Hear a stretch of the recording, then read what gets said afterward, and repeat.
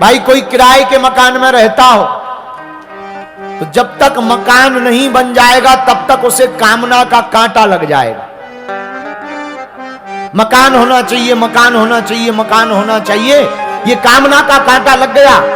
अब ये तभी निकलेगा जब खुद का मकान का गृह प्रवेश होगा, और गृह प्रवेश होगा तो आदमी बड़ा प्रसन्न होता है, अरे महाराज खून पसीना लगाकर हमने मकान बनवाया है। तो जिस दिन गृह प्रवेश होता है उस दिन 2-4 दिन बड़ा प्रसन्न रहता है। कभी इस कमरे में लेटेगा, कभी किचन में, थोड़ा छत के ऊपर भी चाय पिएगा। अरे सब भगवान की कृपा है, उन्हीं ने बनवाया है। तो दुख कब तक था? जब तक किराए के मकान में थे। अब कामना का कांटा निकल गया, सुख आ गया। लेकिन ये सुख क्षणिक होता है। मकान तो बन गया लेकिन तब तक दूसरा कांटा लग गया। मकान तो हो गया लेकिन गर्मी आ गई, एसी नहीं है। एसी होनी चाहिए। अब लो एसी लगी, फिर तो आदमी जिसके पास नई नई एसी लगती है 18 नंबर में 3 दिन तक पड़ा रहता है। 2-3 दिन तक तो 18 नंबर से ऊपर ही। बाद में समझ में आता है कि टेम्परेचर भी मेंटेन करना पड़ता है। बोलो सीताराम। अब जब एसी लग गई, 3 दिन तो वहीं खाएगा वहीं पिएगा। हम किसी और का अनुभव नहीं, खुद का बता रहे। 4 साल पहले जब हमारी जिंदगी में पहली बार हमारे कमरे में एसी लगी, अपन भी 3 दिन तक नहीं निकले। चेले चिल्लाते ही रहे, दरबार वाले आए, बोले भूत आए। हमने कहा कह दो एसी के निकलने के बाद ही भूत भगेंगे। जिनको कभी हमने कमरे में नहीं बुलाया उन्हें भी एसी दिखाने के लिए कि अपन भी चिल रूम में है धरा। और 3 दिन तक पड़े रहे, वहीं नहाएं, डुब फिर पड़े, और फिर थोड़ा चटर पटर करें, 20 नंबर करें, 18। ज्यादा ही ठंडी कर रही भाई एसी, थोड़ा कंबल लाओ। जब 3 दिन बाद जुखाम बैठ गो, गलो बैठ गो, और शरीर को तो ठीक है, भीतर के हड्डा भी कोल्ड आइसक्रीम बन गए। तब फिर भीतर के गर्ग जी बोले अरे निकलो। तब फिर समझदार लोग मिले, उन्होंने समझाया 18 नंबर में गुरुजी तप जाओगे, कम से कम 24 पे तो रखो। तो कामनाओं का कांटा, मकान हो जाए, एसी हो जाए तो 2-3 दिन तो बड़ी प्रसन्नता रहती, पर नई कामना का कांटा लगता। बोले क्या? बोले मकान तो हो गया, एसी तो हो गई, लेकिन पड़ोसी अपनी मोटरसाइकिल से मार्केट जाता है, अगर खुद की मोटरसाइकिल हो जाए। लो नया दुख आ गया। और अगर मोटरसाइकिल भी लिप गई, अब तो ठीक है भैया, मकान होगा, एसी हो गई, मोटरसाइकिल है गुरुजी, और तो सब ठीक है। बरसात में मोटरसाइकिल में चलने में बड़ी दिक्कत हो जाती, तो एक छोटी सी कार ले जाए, बहुत बढ़िया रहे। अब छोटी कार ले गई, चलो आशीर्वाद, जा कार ले गई, अब जा, अब पूरा हो गया। गुरुजी डीजल बहुत महंगो है, तनक व्यापार चल जाए। अरे भाई ठीक है, आशीर्वाद है, जाओ व्यापार चल जाए। अब तो ठीक है, अब कोई जरूरत नहीं। गुरुजी कार के पहिया बहुत छोटे हैं, आपने 800 लिवाई, बोलेरो हो जाए। पहिया छोटे हैं, टंकी नीचे घल जाती। हम मामा जी एक बार, हमारे मामा जी बैठे हैं, तो हम मामा जी एक बार जा रहे थे एक विवाह में, तो मामा जी के पास में छोटी कार थी, शादी में अभी भी है, हाँ छोटी कार थी, हमें ध्यान है। तो जा रहे थे जंगल के रास्ते से, और हम लोग तो जहां हम लोगों के चरण पकड़े वहां तो पड़ जाए, वहां तो कल्याण हो ही जाता है। और भांजों का जहां चरण पड़े तो मामाओं का तो कल्याण हो ही जाता है। एक जंगल के रास्ते हो जा रहे थे, एक जने बगल में हमारे भैया बैठे थे, वो बोले मामा जी चले चलो। छोटी गाड़ी, इतना पत्थर, टंकी में घलो, फटा, पूरा तेल ऐसे बह गया जैसे राई के दाने रोड पर बिखर जाते हैं। हाँ, फिर निकाला, भरा। हम बताना ये चाह रहे कि छोटी कार है तो टेंशन है, बड़ी हो जाए, बड़े पहिया वाली। अच्छा चलो लो, बोलेरो हो गई, अब तो कोई टेंशन नहीं, जाओ। गुरुजी इंदौर में तो मकान है, दिल्ली आना जाना ज्यादा रहता, एक फ्लैट अगर,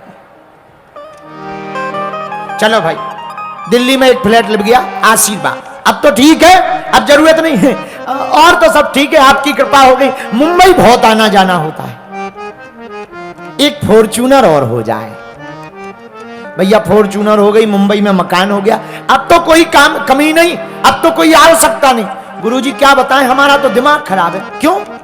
अरे बा, हमें जरूरी मीटिंगें रहती हैं, जाम में फंस जाते हैं, एक अगर हेलीकॉप्टर ले जाए, लाल बत्ती से बच जाएंगे।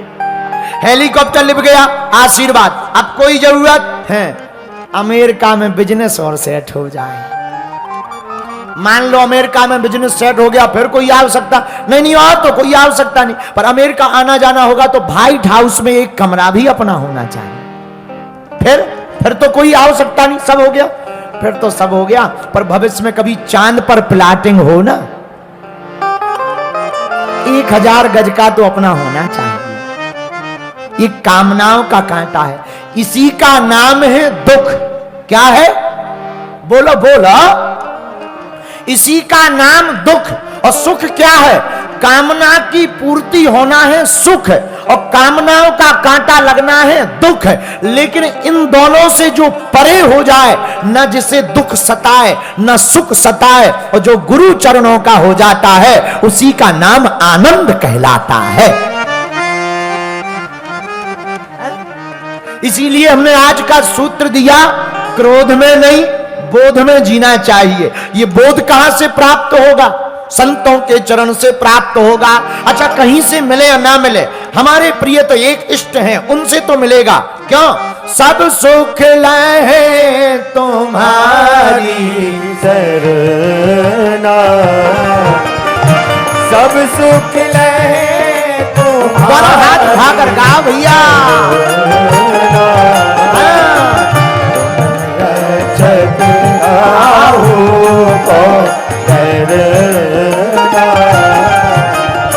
तुम रक्षक हो तो करना।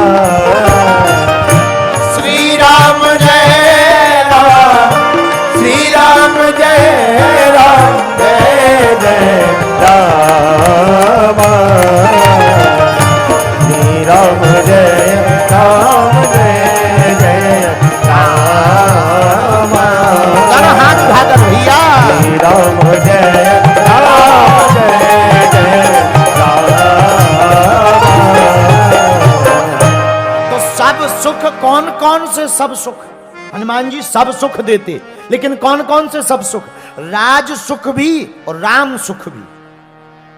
हनुमान जी दोनों सुख देते, राज सुख भी देते, राम सुख भी देते। राज सुख हाँ किसी को दिया, हाँ तुम्हारो मंत्र विभीषण मारा, लंकेश्वर भय सब जग जाना। ये राज सुख किसको मिला? विभीषण जी को मिला। राजा बना दिया, कहां का? लंका का। जब पहली बार भेंट हुई विभीषण जी से, आहा, और जैसे ही पहली बार मिले,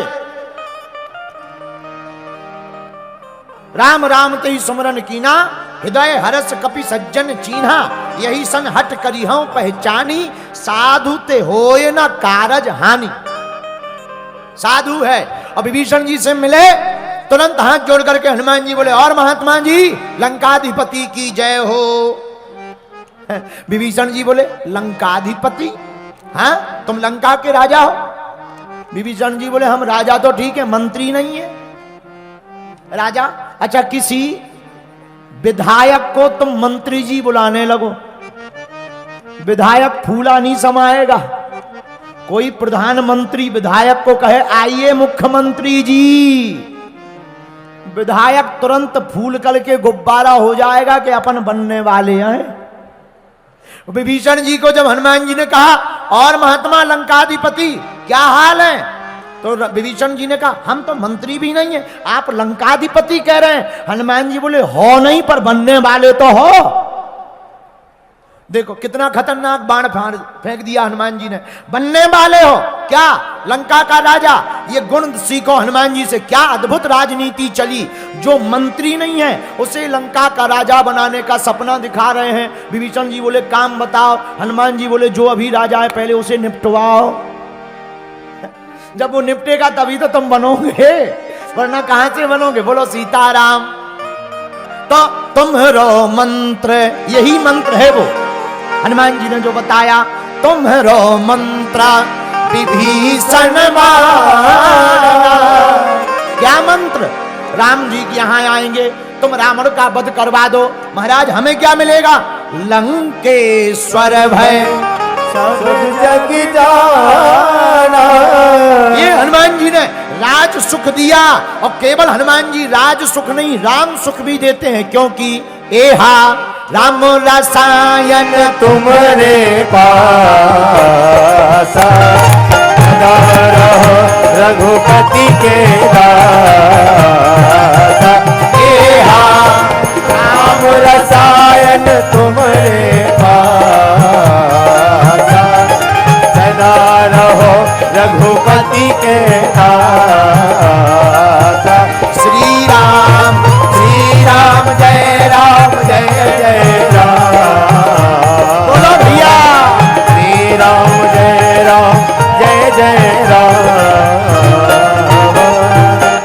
वो राज सुख था, अब ये राम सुख भी देते हैं। हाँ, क्योंकि इनके पास में है राम रसायन तुम्हारे पास।